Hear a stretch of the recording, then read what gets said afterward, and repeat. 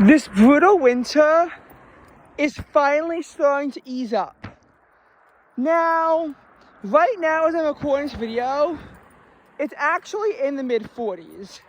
We will see temperatures go up and down. Some more snow is possible, though we do need the liquid, seeing as we are, in fact, in a drought, which drought in winter, never a good thing, by the way.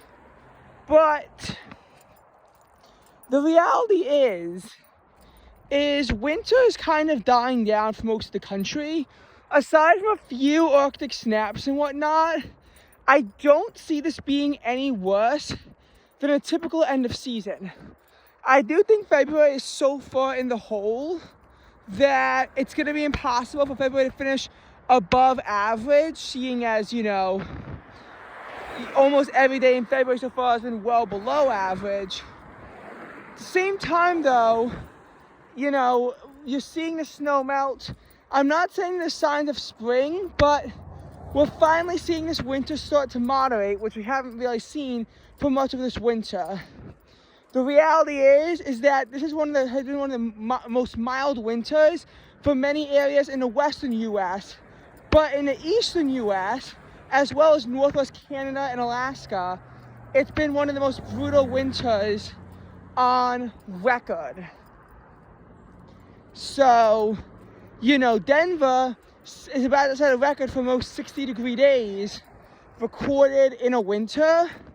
Salt Lake City has barely had any snowfall so far this winter. Yet, meanwhile, on the East Coast, here we are in one of our most brutal winters, probably the most brutal since 2014, 2015. Snow-wise, it's already the busiest since 2020 to 2021. And in terms of temperatures, was so much worse than that. Again, probably the coldest since 2014, 2015.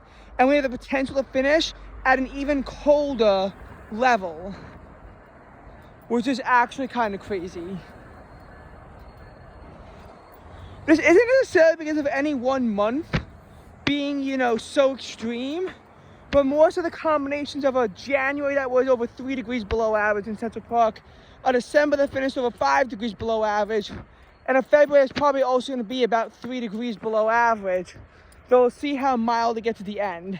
2024, 2025 was sort of similar in a way. However, every single time at the end of winter, you were in a month that was supposed to be well below average. There was some kind of moderation that happened at the end of the month that sort of began to push it to be not as below average.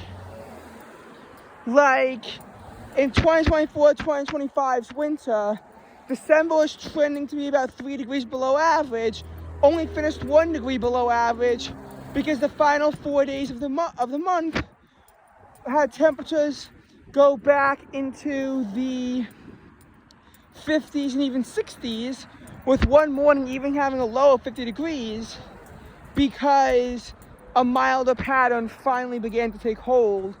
And there were also other periods of moderation throughout the month, and we didn't really see this winter. January, 5 of the last 6 days finished above average. A month that was trending to be about 4 degrees below average only finished 2.5 degrees below average because it moderated at the end of the month. February finished with 4 days in a row with highs in the 50s and lows in the 40s. So after a month where at first it appeared there wouldn't be a single 50-degree day, we saw 4 at the end, putting the month from going from about 2 degrees below average to just 1. This time, we might see in February. We certainly didn't see in January. In December, we only saw it to a minor extent. I mean, yeah, the month was trending to from 8 degrees below average, and it finished over only 5 below average. But that wasn't even really because of moderation at the end of the month. It was just because, like, none of the first 16 days went above average, and then finally you just had to see some days go above average at some point. Central Park has set a record high on December 19th. Funnily enough, no record lows despite this brutal winter, but plenty of other places in the metro area, several other metro sites recorded record lows. Islip did on January 31st on the low and January 30th on the high. I believe LaGuardia set a record low on the low on December 5th. January 24th, I think almost everywhere except Central Park set a record low on high. And February, was it February 7th, February 8th, one of those two, I think 7th, we saw a record low at both Kennedy and Bridgeport. So we saw a lot of records. Also, Islip had a 13-day long cold wave there, which tied for the second longest cold wave on record. The other metro sites only had a 9-day cold wave though, because it was below freezing from January 24th to February 1st. Finally thawed February 2nd for most days except Islip, which had to wait till the 6th. There was actually talk of a potential record-long cold wave, but we did see high temperatures reach the mid-30s for most of the work week of the first week of February, so hence the cold wave cannot be quite as impressive as initially, thought to potentially realize, but still, it was bad. So far this winter, we've had 2 days reach 50 degrees in December, and 4 days reach a 50-degree mark in January, which is actually trending to be a few degrees warmer than average at the start of the month before a massive cold wave just completely ate away at our temperatures, putting it even colder in 2025 and the coldest January since 2022. And December was the coldest since 2010. February, we haven't seen a 50-degree day yet. I know near UD we're actually forecasting a 62-degree day on Thursday, although I wonder if it's going to actually make it that high. It was just going to kind of be like in the 50s, but it does sound nice, as we'll see a week in the 50s. However, back in New York, the highest it might reach might only be about 50 degrees or possibly even in the upper 40s, because the warmth is kind of penetrating more from the south, but it might not reach as far north, where there'll also be polar vortexes. For example, the weekend I get back, there's going to be another shot of cold air, keeping the high at 36, whereas the days before it would be about 50 degrees and be one of our mildest days of winter. I do think February is going to see a day reach 50, but it remains interesting to see, are we actually going to see a day in February reach 50? I will say it doesn't necessarily have to reach 50 for it to be an above average day, depending on what the low temperature reads. But I mean, the reality is the first 16 days of winter, actually maybe the first 17 days of winter, were all below average. We didn't see an above average day in winter until December 18th, and then the pattern moderated a little bit. And then January 22nd was our last warmer than average day at Central Park until February 10th or 11th. Forget which one, but either February 10th or 11th. When we saw, and we also saw, a 3-ish week stretch of temperatures below 40 degrees. So I think I've clarified how brutal this winter was from a temperature standpoint. Basically, it was just one of our coldest Decembers in a very long time. You had these persistent shots of Arctic air, never a true cold wave, but persistent shots of Arctic air, refusal to have an above average day for the first part of the month, only mild moderation in the second part of the month. Not a single day with a low in the 40s, which we actually saw in January 2025 as well. And to be fair, January 2026 actually did have some days with lows in the 40s.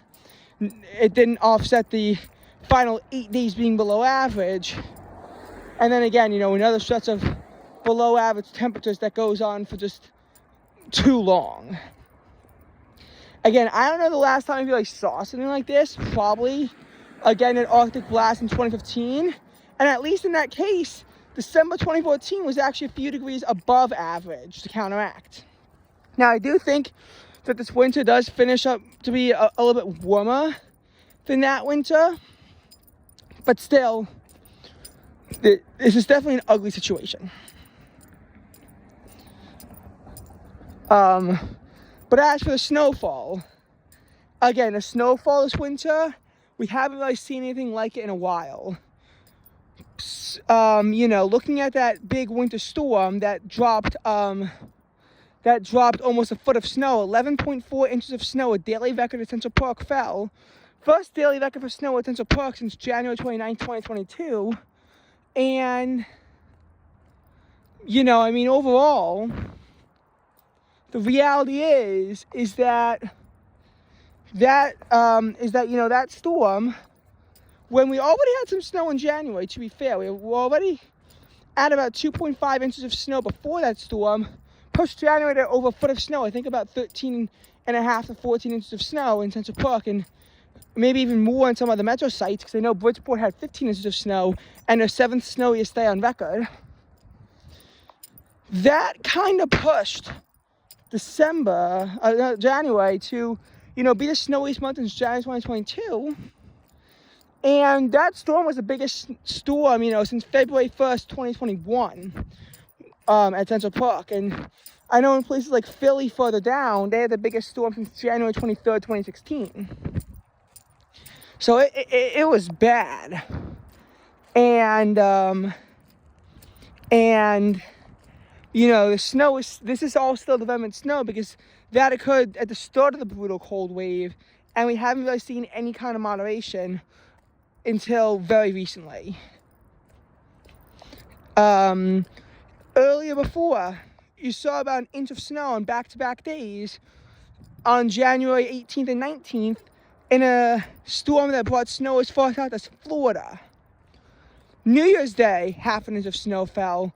December 26th and 27th, Central Park saw 4.3 inches of snow on 2 days in a row, which is actually the biggest winter storm since January 2022 because of the snow drought, which was ending. And Islip saw 6.5 inches of daily record. Before that, Islip saw 5.8 on December 14th, while Central Park only saw, about 3. But so Islip had the snowiest day in 4 years, and JFK at 4.6 inches also set a daily record on December 14th. The reality is that when you look at winter storms, it has been a bit chaotic.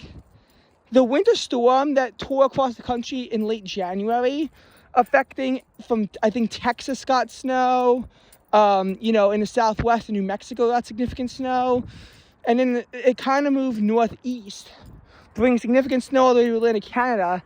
That was a Category 3 winter storm, and a winter storm that resulted in over 100 people dying, as well as billions of dollars in damage. That's significant. And again, I'll do an in-depth video on my computer, possibly when I do laundry tomorrow. I don't know. Maybe I'll wait till the end of winter, and I know storms can still happen at that point, but maybe I'll just wait till the end of meteorological winter or something like that. But again, that was a destructive storm. That was our deadliest blizzard. I think that's when it actually crossed 150. If it did, it would overtake December 2022's blizzard at the end and be the deadliest blizzard since February 2021. And I think this is our first, Category 3 or higher blizzard, since we had 2 Category 4 blizzards in December 2022. And we'll get into a little bit of that too. Before that, we had some Category 1 snowstorms, and I think even a Category 2 in late November and early December. Didn't bring snow to the New York area. It just brought rain on a couple days because it was still too warm for snow. Though we did see some snow at the University of Delaware on December 5th, but not that much.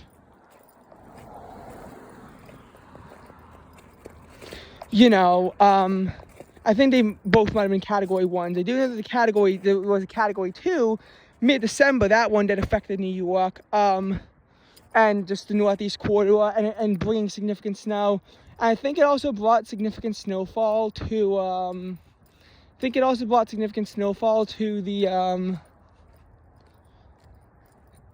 mid-Atlantic and maybe even a little bit further down.